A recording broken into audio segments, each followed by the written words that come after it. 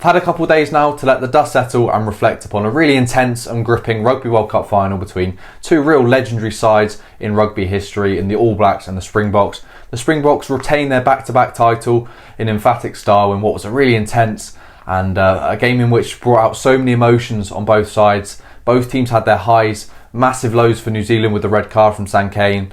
The Springboks had their lows, conceding a try to the All Blacks, the only try that was scored in the game and the only try the Springboks had ever conceded in a Rugby World Cup final. It's not the most, let's call it, entertaining watch in terms of the sort of style of rugby. It was a real game for the purists, and there wasn't end-to-end tries and entertainment like there was in the quarterfinals. It was a game which was one off of grit, and they ultimately say defence wins championships, and I think that prevailed in this game. Springboks holding out a really good attacking team in New Zealand to just the one try, whilst the Springboks capitalised on the penalty kicks from the amazing boot of Handré Pollard, who's going to go down as one of the best tens performances in Rugby World Cup finals, instrumental in the win over England last time out, and then he comes in off of very little preparation if you look at the time he had since his injury to come in and play in this World Cup final and kick all the points for the Springboks in their victory. The game started off with a very sort of dramatic moment with the only real pure hooker of South Africa going off in Benombi with a knee injury inflicted by Shannon Frizzell, who received a yellow card. Now, this one's received a bit of controversy over the sort of the intent around it. Frizzell put a lot of weight through the clear out onto the knee of Benombi, which was ultimately the reason that he had to leave the field. By the law book, probably is a yellow card.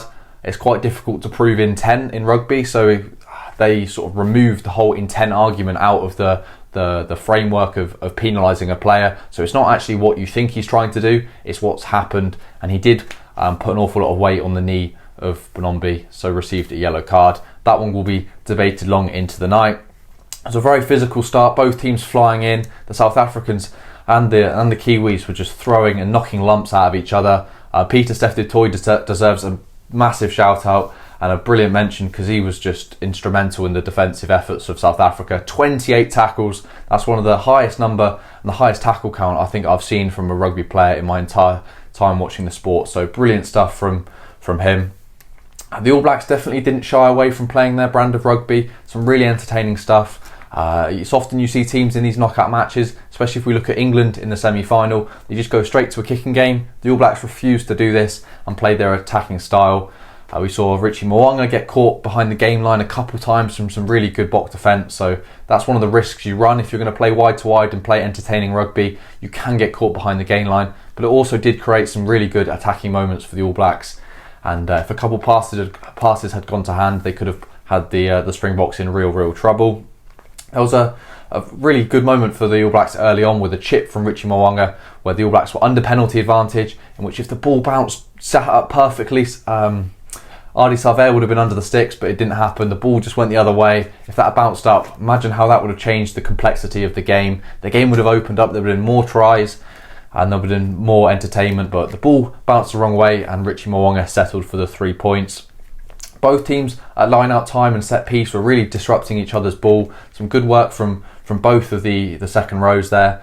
Etzebeth getting up well for South Africa, and the likes of Whitelock putting on some good pressure, and the All Black second rows stealing some ball as well. There was a brilliant try-saving tackle from Arendse in the game. It was unbelievable. The All Blacks were really targeting the Springboks in their sort of 5 metres out, really pounding away at their line to no avail, but there was a glimmer of hope where a ball sort of went loose and Rieko Ioane got running an arc into the corner. You looked like for all money he would get in, but an unbelievable tackle from Arendse. I actually thought it was Colby at the time, getting confused with the scrum caps, but some unbelievable defensive effort. The Springboks had a moment in which they could capitalise. Beauden Barrett spilled a ball uncharacteristically from full back, which just landed in Khaleesi's arms. And it was just like, how's this happened? And Khaleesi sort of went down the right hand side of the pitch. Maybe he could have given a pass to send the Springboks under the posts, but some good scramble defence from All Blacks kept them out. I thought that was really sort of summed up the game. Both teams had some good opportunities, but they both defended so valiantly, and the sort of the effort and the grit to really try and track back and sort of disrupt the attacking ball of the opposition was instrumental. The Sam Cane red card was a huge moment in the match. His tackle on Jesse Creel If you follow the rugby world rugby framework, you probably would lean towards it being a red card.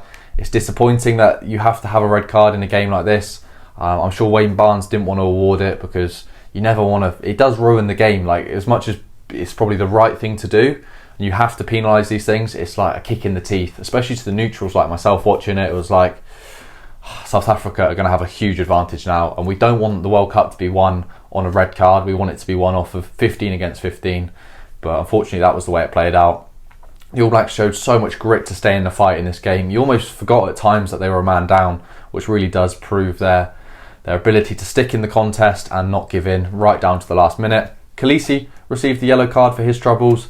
A high tackle once again, sort of becoming a bit of a trend. Both the open side flankers for each team's getting in trouble with the referee. Kolisi's was not upgraded to a red card, although he did come from distance. A lot of the force went through the body and the shoulder of Ardie Savea, who did have to receive treatment for the collision, but I think rightfully so it remained a yellow card. I can see people's arguing it's not much worse or much better than Tom Curry's, where Tom Curry received the red card, but I think we have seen throughout the tournament a more lenient approach, and the referee's looking for more levels of mitigation before giving a red card. It's referred to the bunker ultimately, so we don't get an awful lot of accountability. We don't know who's giving the decision, but I think the correct decision was reached. I'd be very interested to see what you have to say in the comments below. Speaking about the All Blacks fighting down to 14 men, they scored a try through Aaron Smith, which was just unbelievable.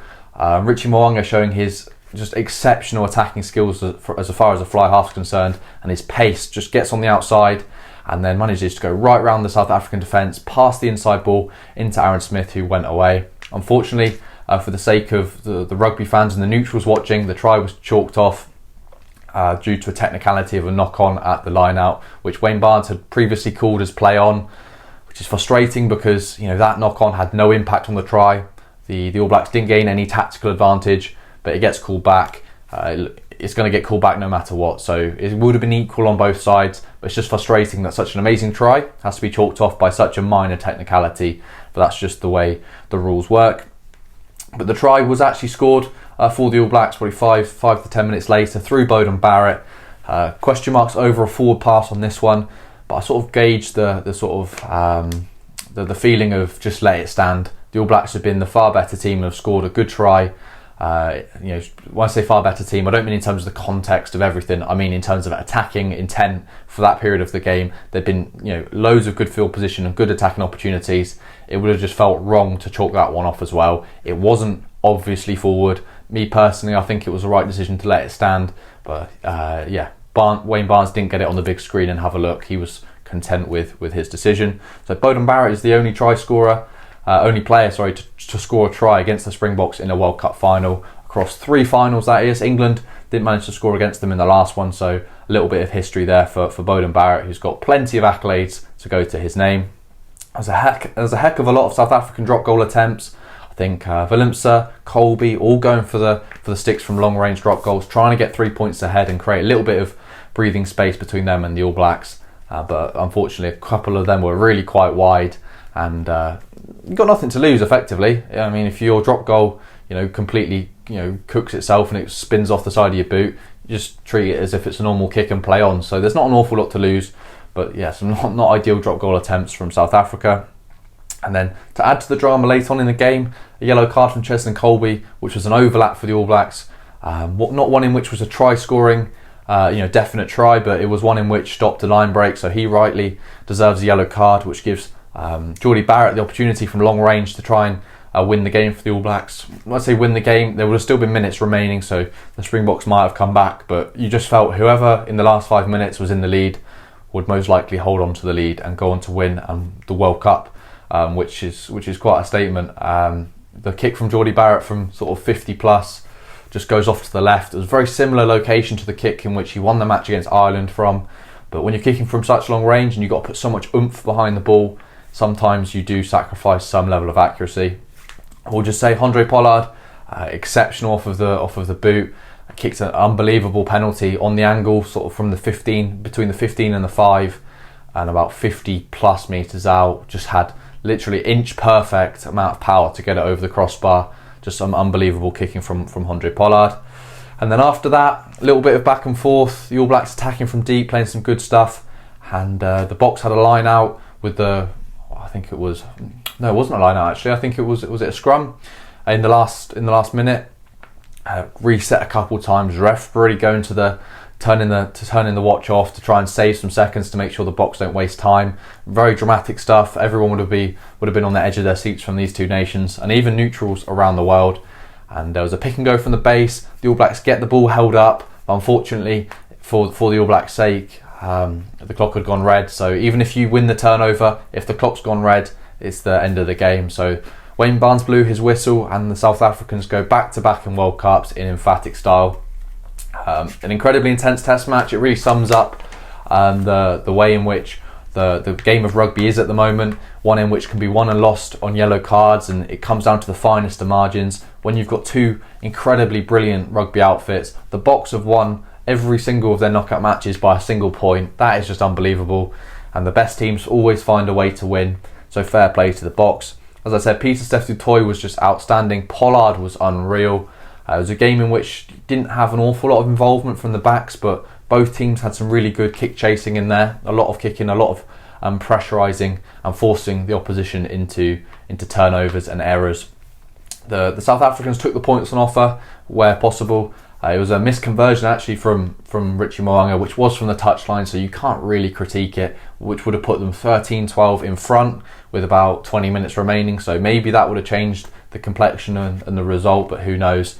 But the Box, Handré Pollard kicked everything within his range. Every penalty that was really within the reach of the sticks, he would convert to 3 points, which when you've got a kicking machine like that, it's just unbelievably helpful and can really win you a match. The defence from both sides, obviously the All Blacks didn't concede a try, so they clearly need a lot of plaudits for their defence. The South African defence was really strong as well. The All Blacks try, which was scored from Beauden Barrett, they had to fight like night and day, life and death to score that try, and it was only scored by the scrappiest of offloads and a brilliant pickup from Barrett to score. So it wasn't the cleanest, and they haven't completely exploited an error of the South Africans. It was just brilliantly worked from the All Blacks, and the South Africans did everything to defend it. So really good defence from both sides, and it was the clinical edge of the Box which got them over the line. And a few missed chances potentially for the All Blacks. Off of the tee, I'm not going to put it down to the tee losing this match. I really can't say that, because none of the kicks in which were missed were ones in which could constitute a reason for losing, because they were such difficult kicks, and you're hoping they go over as opposed to expecting they go over. But yeah, missed chances from the All Blacks, maybe in attack, maybe not making the most out of penalty advantages. If that ball bounces the right way and up to Savea, maybe he scores, and then it changes the game. Who knows? I thought Ardie Savea for the All Blacks was just exceptional. Both teams had unbelievably good performances, with the probably exceptions of the red card from Sam Cane, which is a difficult one to try and sort of digest. He's not going to be feeling too good, and he probably hasn't eaten since the game. It's a tough thing to sort of take in, but the game's not won and lost off of one player. There's plenty of other players which play a role. So congratulations to the Springboks. I thought they were clinical, and they really showed what champions do, and that's grind out tough Test matches. You can't say it's a fluke when they've done it 3 games on the bounce, 2 of which were against World Cup contenders to win the title in the All Blacks and France. Both of these teams came off of losses in the group stages, so have shown great mental resilience to bounce back from them. So fair play to these two sides. I've really enjoyed covering them both in the tournament. I thought some of the rugby they've played, especially in the pool stages, has been unbelievable. The All Blacks have been incredibly entertaining throughout, some unbelievably high margins. The Italy game as a reflection. I've been watching the Six Nations year in, year out for sort of 5-10 years. I've never seen a team do that to Italy, so fair play to them. They've had some good wins. They bounced back from the French game well, beat Ireland in the quarterfinals in what was a brilliant performance, so they can hold their heads high. They always say the All Blacks measure their success off of winning World Cups, so potentially they're falling short, so potentially they'll be disappointed because of that. I'm sure as the dust settles, they'll be proud of what they've achieved. And then the Springboks, they find a way to win constantly. Some unbelievable sort of tactics and innovation from the South African coaching staff. Rassie Erasmus, Jacques Nienaar, doing just unbelievable tactics. 7-1 split on the bench. I thought that was a massive risk. I thought if you're an All Black flanker, you're going to be targeting Pollard, targeting any player to put a big hit on them and try and take their, not sort of illegal stuff, but just try and really make them feel the impact of your physicality. And potentially, you know, if you put a big hit on them, you can pop a rib or anything like the injuries that can occur from contact would really stun the Springboks, and it would mean they'd have to then resort to Willemse or Colby to kick, and their game plan goes out the window. So big risks taken from the Springboks, but with, you know, great risk comes great reward. So fair play to them. Let me know your thoughts in the game on the comment section down below. This is my last review of the Rugby World Cup, so I hope you've enjoyed the videos as a whole. Let me know what you thought of the game and what you thought of both of these two brilliant and legendary Rugby World Cup sides, tournaments as a whole. And yeah, thank you very much for watching.